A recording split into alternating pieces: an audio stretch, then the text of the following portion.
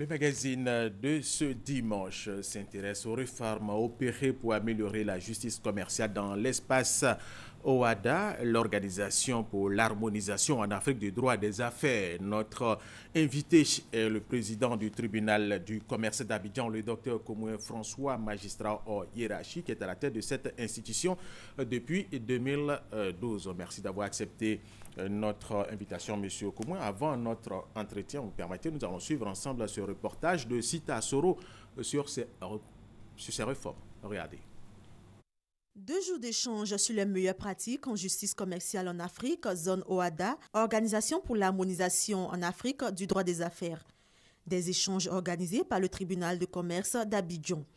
Ces journées avaient pour objectif montrer l'importance des tribunaux de commerce et des chambres commerciales ainsi que partager les meilleures pratiques et expériences de réforme menées dans l'espace OHADA. Rencontre au terme de laquelle il a été mis en place un réseau de tribunaux de commerce d'Afrique regroupant ceux des 17 États membres.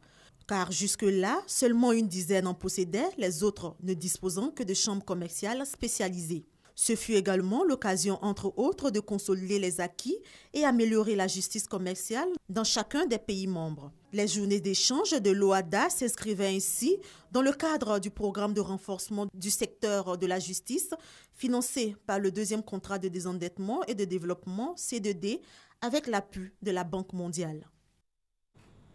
Monsieur Komoué François, c'est quoi le tribunal du commerce d'Abidjan? Alors, le tribunal de commerce d'Abidjan est une juridiction spéciale qui est située à Cocody les Deux Plateaux et qui comprend 2 catégories de juges. Il y a les magistrats de carrière qu'on appelle juges professionnels et les opérateurs économiques qu'on appelle juges consulaires. Ils sont assistés de greffiers et d'un personnel administratif et de sécurité. Voilà ce qu'est le tribunal de commerce. Et c'est bien perçu. Alors, les 22 et 23 février dernier, les tribunaux de commerce de la zone OHADA étaient ici à Abidjan pour une rencontre. Alors, quels sont les objectifs de cette rencontre? Peut-être avant de préciser les objectifs de cette rencontre-là, je voudrais, pour que la présentation des tribunaux soit complète, me permettre de rappeler un peu les missions qui nous sont confiées. Tout à fait. La première mission, c'est de prendre en charge les litiges de la vie économique. La deuxième mission, c'est de prendre en charge les difficultés des entreprises. La troisième mission, c'est de gérer le registre de commerce et de crédit immobilier. Et la dernière mission, c'est de prendre en charge certains litiges qui nous sont confiés par des textes spéciaux. Notamment, par exemple, le Code de la marine marchande confie aux juridictions commerciales la connaissance des litiges de travail entre les capitaines de navires et les armateurs. Et il y a l'acte uniforme aussi qui permet de prendre en charge les équatures des sentences arbitrales et d'homologuer les procès-verbaux de médiation. Ceci dit, c'est vrai, les 22 et 23 février dernier, nous avons organisé ces journées qui ont été financées, comme l'a dit votre reporter, par le contrat des endettements développement avec l'appui de la Banque mondiale. L'objectif, c'était, on peut dire, il y avait 3 objectifs. Le premier, c'est de souligner l'importance des tribunaux de commerce dans la prise en charge des litiges commerciaux. Et le deuxième objectif, c'était de partager les bonnes pratiques et les réformes qu'il y avait dans tous les tribunaux de commerce dans la zone OHADA. Et puis le dernier objectif, c'était aussi de créer un réseau des tribunaux de commerce. Alors justement, par rapport à ce réseau, est-ce qu'il y a eu d'autres résolutions? Oui, il y a eu d'autres résolutions. Et d'ailleurs, c'était des journées très intéressantes. Peut-être, avant ces résolutions, il faut peut-être que je rappelle les pays qui sont venus. Du Burkina Faso, nous avions le tribunal de commerce de Ouagadougou, celui de Bobo-Dioulasso, du Mali, le tribunal de commerce de Bamako, de la République démocratique du Congo, le tribunal de commerce de Lumumbashi et celui de Kinshasa. Et puis de Brazzaville, il y avait le tribunal de commerce de Brazzaville. De Niamey est venu le tribunal de commerce, du Niger est venu le tribunal de commerce de Niamey, et du Tchad, le tribunal de commerce de N'Djamena. Donc ça fait quand même un beau monde. Et on a voulu quand même associer les tribunaux de première instance qui sont autour de la Côte d'Ivoire, où il n'y a pas, par exemple, le Sénégal, le Bénin, le Togo et la Guinée-Conakry. Il n'y a pas de tribunal de commerce là-bas. Il y a des tribunaux non, il n'y a pas de tribunal de commerce encore. Oui, alors on les a associés pour justement essayer de faire en sorte de susciter la création des tribunaux de commerce dans ces pays-là. Et d'ailleurs, à la fin de ces journées, les présidents de ces tribunaux ont pris l'engagement de faire voir à leurs ministres de la Justice respectifs l'importance qu'il y a à aller dans ce sens-là. Je précise que concernant le Bénin, ils ont déjà élaboré les textes qui sont en attente d'adoption devant le Parlement. Alors, vous aviez demandé s'il y avait eu d'autres résolutions. Oui. Alors, en dehors du réseau Ah oui, en dehors du réseau, il y en a eu beaucoup d'autres, mais j'en signale seulement 3. La première résolution, c'est de faire en sorte que les pouvoirs publics et les organisations professionnelles du secteur privé s'impliquent davantage dans la prise en charge des besoins humains, matériels, financiers des juridictions de commerce pour maintenir leurs performances et les accroître, bien sûr. Et la deuxième résolution, c'est de faire en sorte aussi qu'on élabore un statut pour les juges consulaires. Ce sont des juges temporaires, puisqu'ils viennent par mandat. Nous, on est des magistrats de carrière, et c'est des juges temporaires, mais il faut qu'un statut clair soit défini concernant ces juges-là. Vous y travaillez? Oui, on y travaille. Bien sûr, les magistrats professionnels ont le statut de la magistrature. Les juges consulaires, il est bon qu'un statut soit, et on y travaille. Et dans le cadre du réseau, nous allons préparer un texte qu'on va soumettre à l'ensemble des membres du réseau. Et puis bon, peut-être on soumettra aux différents ministres de la Justice respectifs pour que quelque chose soit fait dans ce sens. Très bien, justement, par rapport à ce réseau, vous le disiez à l'instant, oui. il y a certains pays, vous avez cité, je crois, la Guinée, le Bénin, oui. où il n'y a pas de tribunaux de commerce. C'est ça. Alors, comment est-ce que ce réseau va fonctionner? Et qui est à la tête de ce réseau? Alors, lorsque les statuts ont été adoptés, les élections ont été organisées, séance tenante. Et la présidence du réseau est revenue au tribunal de commerce d'Abidjan, et donc c'est moi qui assure donc à la Côte d'Ivoire. Et le secrétariat, oui. Merci beaucoup, le secrétariat général est revenu au tribunal de commerce de Ouagadougou, donc c'est la collègue qui préside ce tribunal qui en assure le secrétariat général, et elle a pour adjointe la présidente du tribunal d'instance de Dakar. Donc à nous trois, nous avons la charge de faire fonctionner le réseau. Le réseau. Voilà. Et les autres pays où il n'y a pas de tribunal de commerce, comment est-ce que il y a travailler avec ces pays? Alors, il y a deux catégories de membres du réseau. Il y a les membres, on va dire, du réseau qui sont les tribunaux de commerce, et puis il y a les membres associés. Ce sont les tribunaux de première instance où il n'y a pas de tribunal de commerce. Mais on espère qu'à terme, on ne parlera plus de tribunaux de première instance en matière commerciale et qu'on ne parlera que de tribunaux de commerce. Et donc, c'est aussi un des objectifs de ce réseau, susciter cela. Vous savez, nos pays sont engagés dans l'intégration économique et il faut que les juridictions de commerce soutiennent ce processus-là. Et c'est pour ça que le réseau est important à cet égard. Justement, au niveau de la Côte d'Ivoire, comment se porte le tribunal du commerce? Alors, vous avez parlé tout à l'heure de vos missions, de 2012 à 2016. Oui. Comment vous avez fonctionné, votre bilan? Est-ce que vous avez pu atteindre vos objectifs pendant ces 4 ans? Alors, le tribunal de commerce se porte bien. Je pourrais même dire très bien, malgré les difficultés, parce qu'au fur et à mesure que le temps passe, les procédures augmentent. Malgré les difficultés, le tribunal se porte très bien.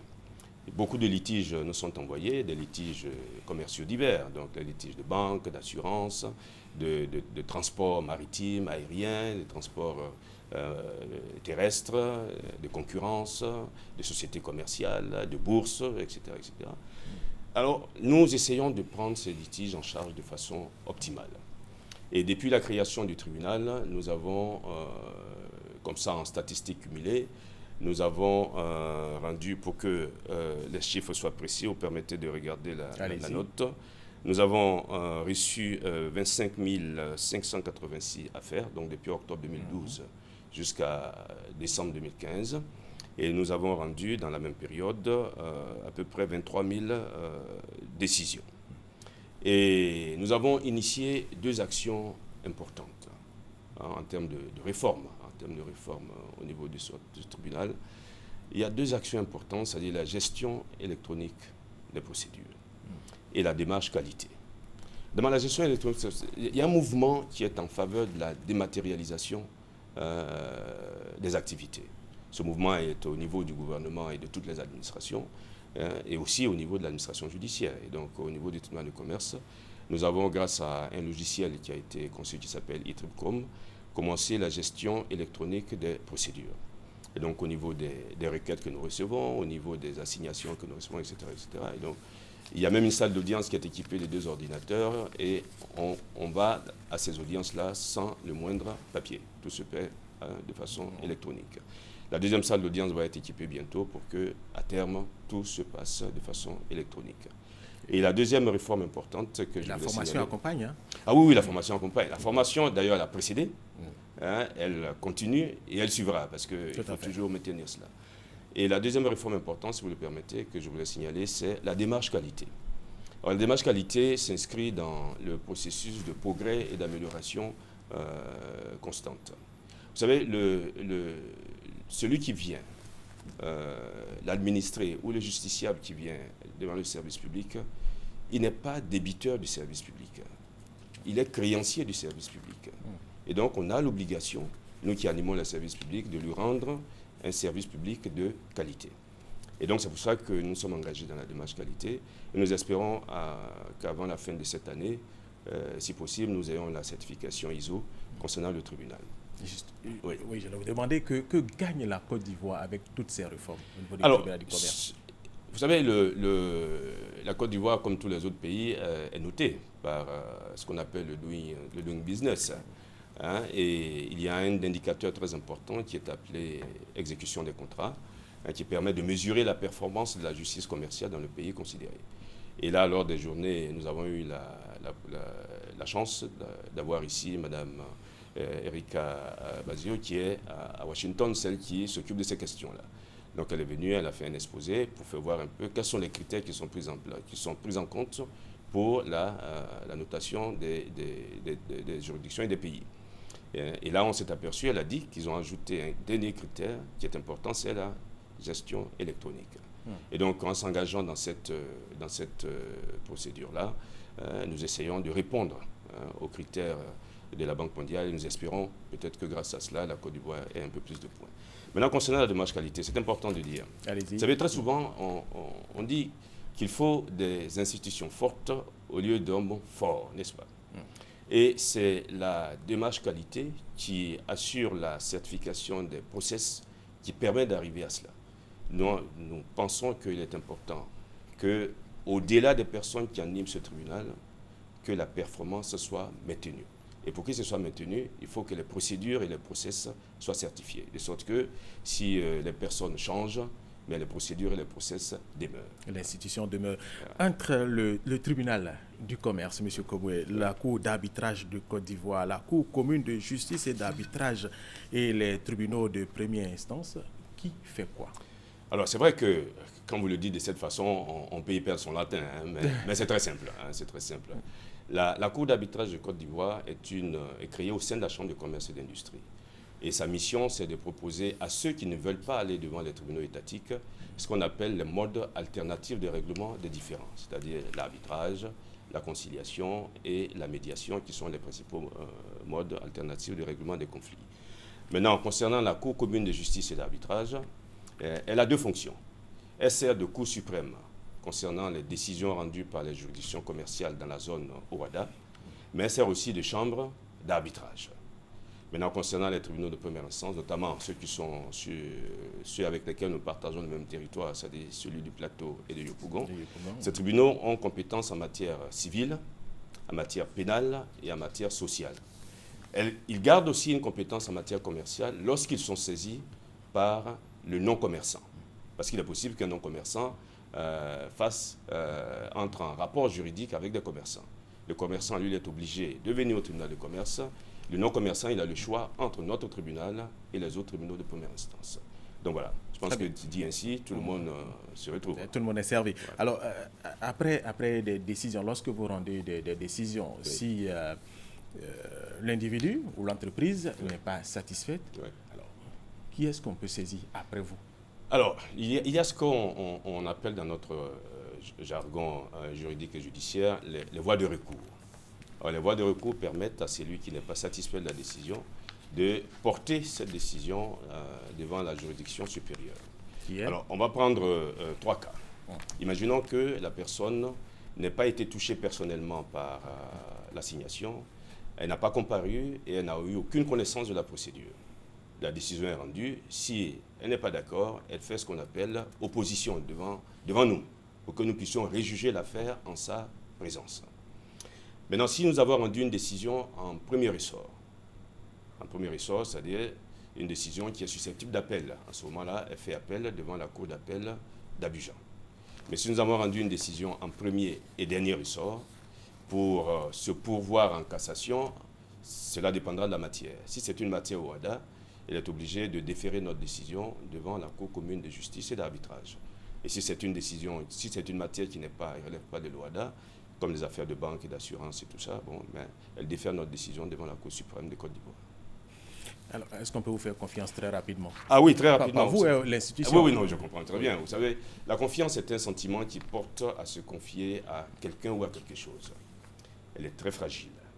On peut nous faire confiance dans ce tribunal. Alors, je vous cite rapidement les raisons. D'abord parce que c'est un tribunal où il y a la culture juridique et la culture d'entreprise, avec les juges professionnels et les juges consulaires. C'est un tribunal qui travaille vite, mais pas de façon expéditive. C'est un tribunal qui est transparent, où tout se fait selon la loi, où se font la loi et les faits. Et puis c'est un tribunal qui finalement comprend une équipe motivée. Et là, je voudrais en profiter pour rendre hommage à tous les juges qui travaillent dans ce tribunal et tous les greffiers aussi, le personnel administratif, parce que ces messieurs et dames, malgré les difficultés, travaillent avec abnégation. Sont à la tâche. Sont à la tâche jour et nuit au service de l'économie nationale. Et ce sera votre mot de la fin. Notre invité pour le magazine de ce dimanche était le président du tribunal du commerce d'Abidjan, le docteur Koumoué François. Merci, monsieur Koumoué.